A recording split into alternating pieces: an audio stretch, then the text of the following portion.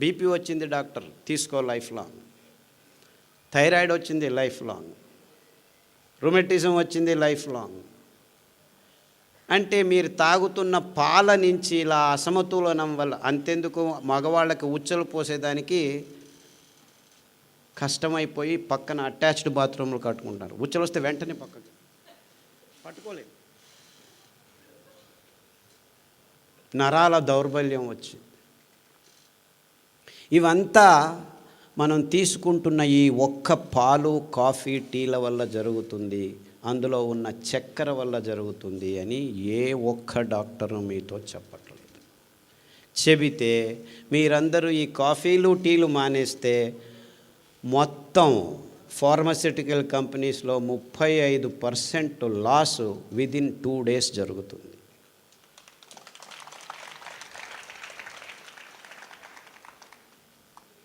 అయ్యో, నువ్వేం నాయనా అక్కడ నించొని కాఫీ తాగొద్దు, టీ తాగొద్దు, పాలు తాగొద్దు అని గట్టిగా చెప్పేస్తున్నావు. కాఫీ ఆపటం అంత ఈజీనా? టీ తాగటం ఉండడం అంత ఈజీనా? పొద్దున్న లేస్తే కాఫీ కావాలి, బెడ్ కాఫీ కావాలి, ఇంకా లేవకముందు కాఫీ.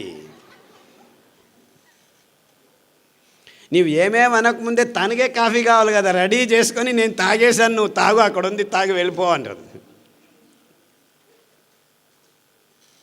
అంటే ఆ కాఫీలో కెఫీన్ అనే ఒక ఆల్కలాయిడ్ ఉంది.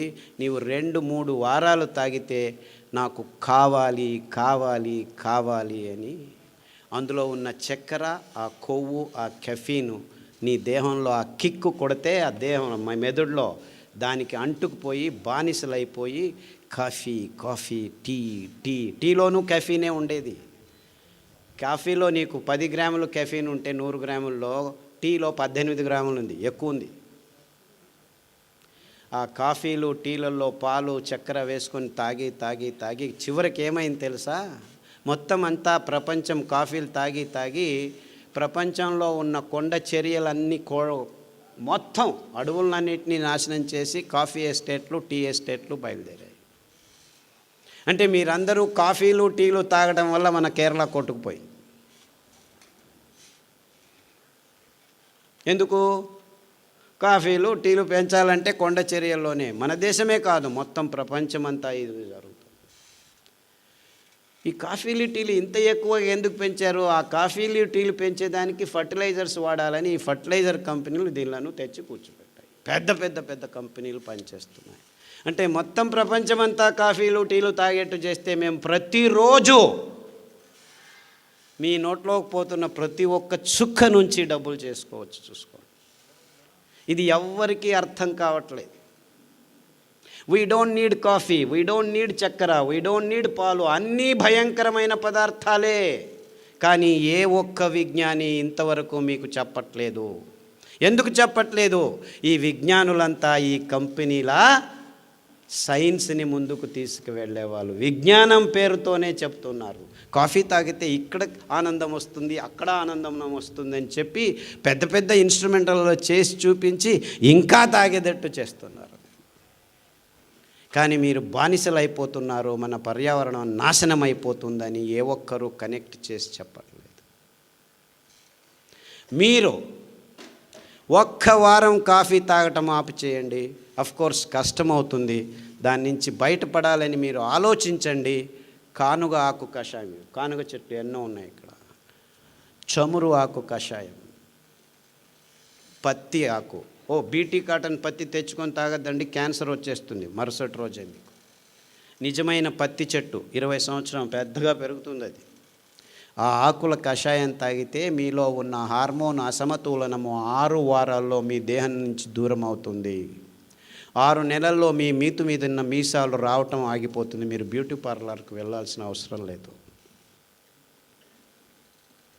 రావి చెట్టు చుట్టూ మీరు ప్రదక్షిణలు చేస్తే చాలు, అందులో ఉన్న నానో పార్టికల్స్ మీ అసమతులనాన్ని నాశనం చేస్తుంది, సమతులనం చేస్తుంది.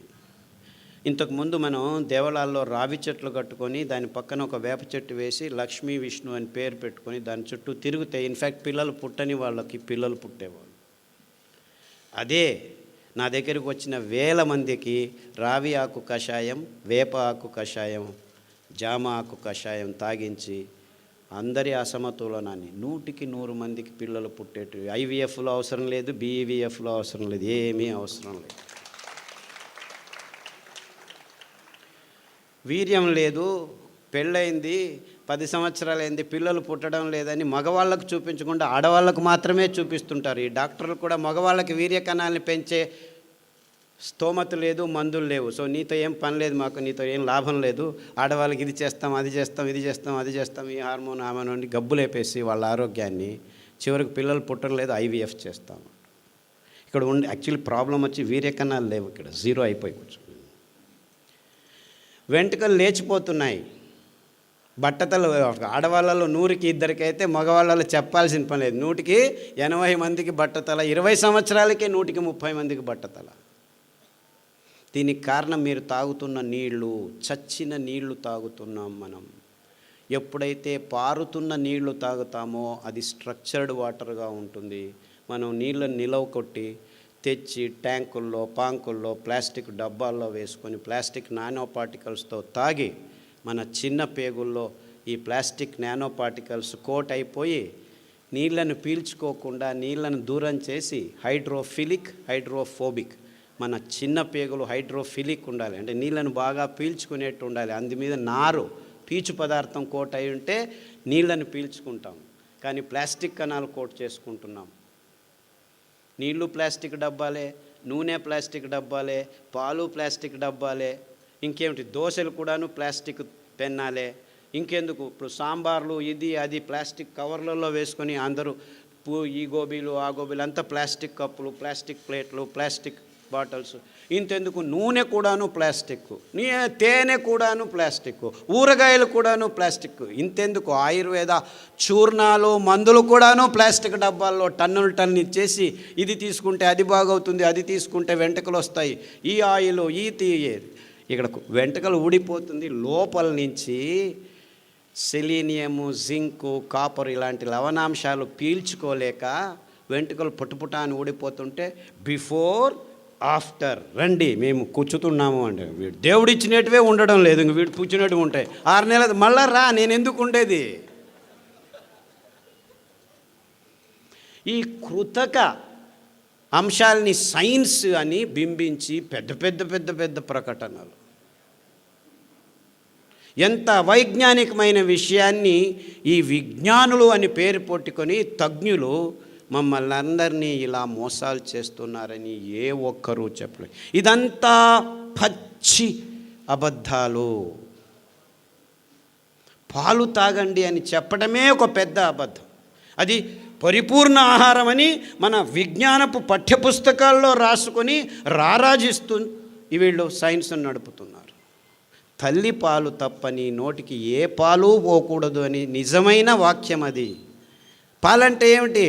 తల్లి స్తనం నుంచి నేరుగా పిల్ల నోటికి పోవాల్సిన అద్భుతమైన అస్థిర పదార్థం.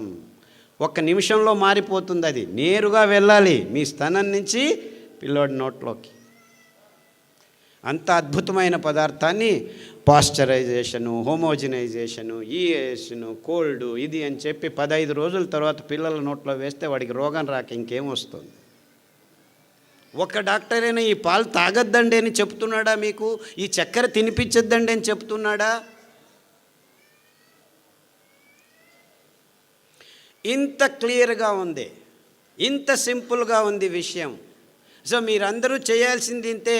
ఈ పాలు, ఈ కాఫీలు, ఈ టీలు రేపటి నుంచి ఆపు చేస్తే సగానికి సగం మీ ఆరోగ్యం అంతా కుదుటపడటం 6 వారాల్లో జరుగుతుంది. ఇది నా గ్యారెంటీ.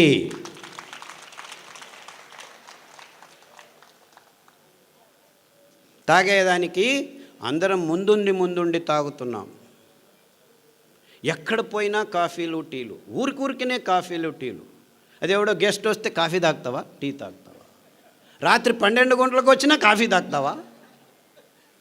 ఎందుకు? పాలు ఫ్రిడ్జ్లో ఉన్నాయి, కాఫీ పొడి రెడీగా ఉంది. And we have no shame. Police వాళ్ళు ఇక్కడికి వచ్చి కాఫీ టీ తాగుతారు సార్ అంటే ఎంత మూర్ఖలమైపోయాం మనం. ఆయా కాలానికి ఆయా సమయానికి తగినట్లు మన దేశంలో కషాయాలు ఉండేటివి. వేడి కాలంలో వస్తే మెంతాకు కషాయం కానీ మెంతులు దంచి మజ్జిగలో వేసిస్తే తాగితే చల్లగా ఉండేది. అదే చలికాలంలో వస్తే మిరియాలు జీలకర్ర వేసి కషాయం తాగిస్తే దేహం ఉత్తేజం అయ్యేది. అంటే ఆ కాలానికి ఆ సమయానికి, అంతెందుకు చలికాలంలో, వేడి కాలంలో, గాలి కాలంలో ఏ కాలానికి ఆ చుట్టుపక్కల పెరుగుతున్న ఆకుల్ని తుంచుకొని వస్తే మళ్ళీ 6 వారాల్లో ఆ చెట్టు మళ్ళా ఆకులు వచ్చేది. అంటే పర్యావరణాన్ని ఎంత అద్భుతంగా సంరక్షించే ఈ కషాయ సాంప్రదాయం ఉన్న మన దేశంలో కూడాను ఇప్పుడు కషాయం అంటే ఈ డాక్టర్లు ఏం చేశారు, ఆయుర్వేద డాక్టర్లు 1 లీటర్ని 1/4 లీటర్గా కుదించండి అని గట్టిగా కషాయం అంటే ఎవరైనా ముట్టుతారు దాన్ని, అలా చెడ్డ పేరు తీసుకొచ్చేసారు. ఇన్ఫ్యాక్ట్ కషాయాలు చాలా అద్భుతమైనటివి, రుచికరమైనవి. 2 నిమిషాలు మరుగుతున్న నీళ్ళల్లో ఈ పారిజాత ఆకులు కానీ, లేకపోతే రావి ఆకు కానీ, జామ ఆకు కానీ, ఇవన్నీ క్యాన్సర్లని 6 వారాల్లో దూరం చేస్తున్నాయి. చెప్పాను కదా, ఎంతోమంది క్యాన్సర్ పేషెంట్లు ఈ పారిజాత ఆకు, రావి ఆకు, జామ ఆకు కషాయాల్ని తాగి బ్రెయిన్ ట్యూమర్లు, బ్లడ్ క్యాన్సర్లు, లంగ్ క్యాన్సర్లు, గర్భకోశంలో గడ్డలు, సాదాపాకు అని ఇంకొక ఆకు ఉంది. ఆ ఆకు కషాయాలు తాగితే మీ దేహంలో ఎక్కడ గడ్డలు ఉన్నా కానీ కరిగిపోతాయి. అరటి బోధ కషాయం తాగితే చాలు మీ కాలేయము, మీ మూత్రపిండము, మీ గాల్ బ్లాడరు, మీ మెదడులో ట్యూమర్స్ ఉన్నా కానీ కరగటం మొదలు పెడతాయి. దానికి తోడు ఈ అరికెలు, సామెలు భోజనం చేస్తే 6 నెలల్లో మీ క్యాన్సర్ మీ దేహం నుంచి అలా మాయమైపోతుంది. అలా చిటిక వేస్తే మాలమే. క్యాన్సర్ ఇంక బాగా కాదు, లక్షలు కోట్లు ఖర్చు పెడుతున్నారు. పైసా ఖర్చు లేదు, మీకు పైసా ఖర్చు చేయాల్సింది.